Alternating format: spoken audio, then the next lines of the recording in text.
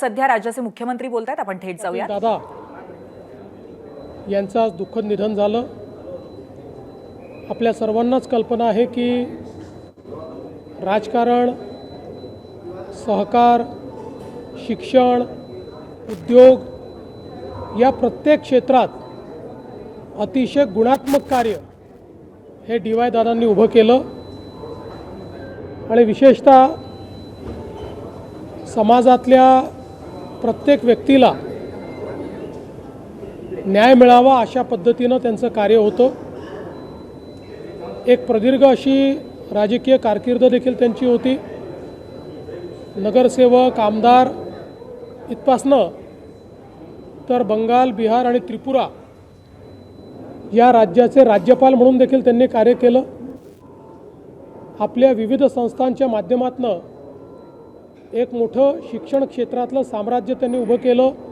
सहकार क्षेत्रात अतिशय उत्तम काम केलं, उद्योग क्षेत्रात काम केलं आणि सगळ्यात महत्त्वाचं अजातशत्रू अशा पद्धतीचं त्यांचं व्यक्तिमत्व होतं।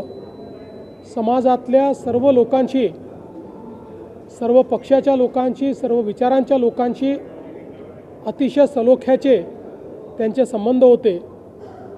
मला देखील अगदी जवळून त्यांच्याशी संपर्क ठेवता आला आणि निश्चितपणे त्यांचं जे व्यक्तिमत्व होतं ते अगदी हवं असं वाटणार अशा प्रकारचं व्यक्तिमत्व होतं।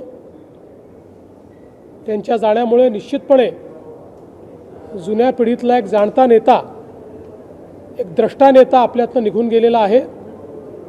मी त्यांना विनम्र श्रद्धांजली अर्पण करतो। त्यांच्या कुटुंबावर आज हे जे दुःख कोसळलेलं आहे ते सहन करायची शक्ती ईश्वराने त्यांना द्यावी। श्री सतेज बंटी पाटीलजी यांच्याशी माझं फोनवर बोलणं झालं। त्यांना माझ्या शोकसंवेदना मी दिलेल्या आहेत आणि पूर्ण शासकीय इतमामात त्या ठिकाणी त्यांचा अंत्यसंस्कार व्हावा अशा प्रकारचे निर्देश देखील देण्यात आले आहेत। उपमुख्यमंत्री सुनेत्र पवार यांच्याबद्दल काँग्रेस असं काही वक्तव्य केलं आहे? कोणी केलं? मला असं वाटतं की अतिशय खालच्या स्तरावर हे उतरलेले आहेत।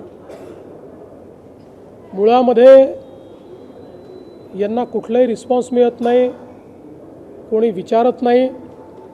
त्यामुळे न्यूजमध्ये येण्याकरता अशा पद्धतीचं काम चाललेलं आहे। बदनाम हुए तो क्या हुए, नाम तो हुआ अशा पद्धतीनं यांची कारवाई चाललेली आहे।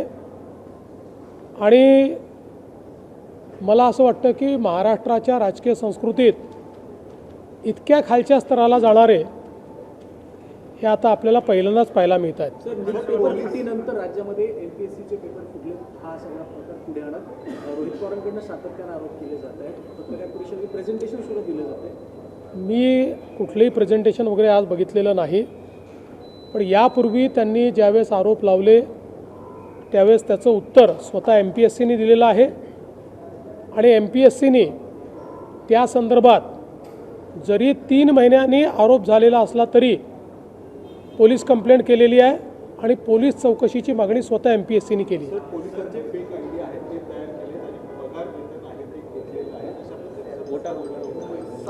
हा 2020चा घोटाळा आहे, आजचा नाही आहे।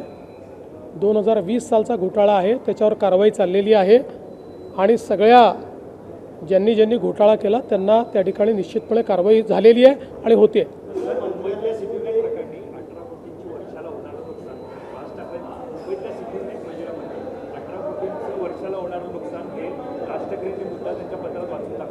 मात्र या प्रकरणात CID चौकशी व्हायची मागणी ही ट्रस्टींकडून होताना पाहायला मिळते, तो होईल का? बघा, कुठेही शंका निर्माण झाली आणि पुरावा असेल तर चौकशी झालीच पाहिजे। त्यामुळे निश्चितपणे या संदर्भातली सगळी चौकशी केली जाईल। सर, खुनाच्या संशयिताला पुण्यामध्ये बोनेटवर पोलिसांनी दिंड वगैरे काढली होती, त्या संदर्भात राज्य मानव अधिकार आयोगानं नोटीस देखील पाठवली। मला माहीत नाही, मी नोटीस बघितला नाही। चला। मुख्यमंत्री देवेंद्र फडणवीस बोलत होते आणि ज्या पद्धतीने हर्षवर्धन सपकाळांनी सुनेत्रा पवारांच्या बाबतीमध्ये भाष्य केलंय ते पाहता आता विरोधक खालच्या स्तरावरती गेलेले आहेत अशा आशयाचं आता त्यांनी वक्तव्य केलेलं आहे. मुख्यमंत्र्यांनी टीका केलेली आहे आणि त्याचबरोबर 2020च्या घोटाळ्यासंदर्भात कारवाई सुरू आहे असं सुद्धा त्यांनी माहिती पत्रकारांना दिली. त्याचबरोबर दिवंगत DY पाटील यांच्या बाबतीमध्ये सुद्धा त्यांनी श्रद्धांजली वाहिलेली आहे.